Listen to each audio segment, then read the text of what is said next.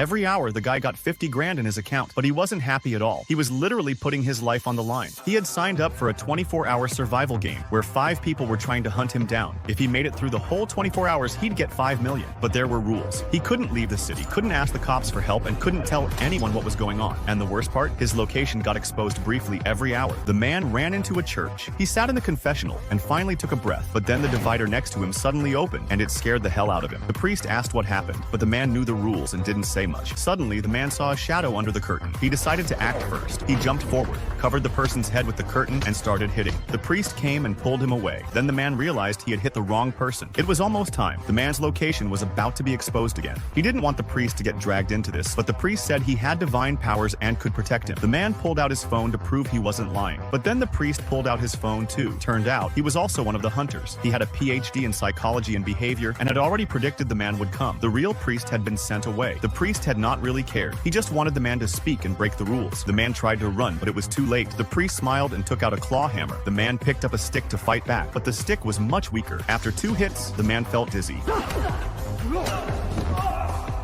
When the priest tried to hit again, his hand got stuck in the door because he used too much force. The man fought back right away and locked the priest inside the room. The priest shouted in anger. The man walked over and mocked him, but the priest slammed a hammer through his thigh.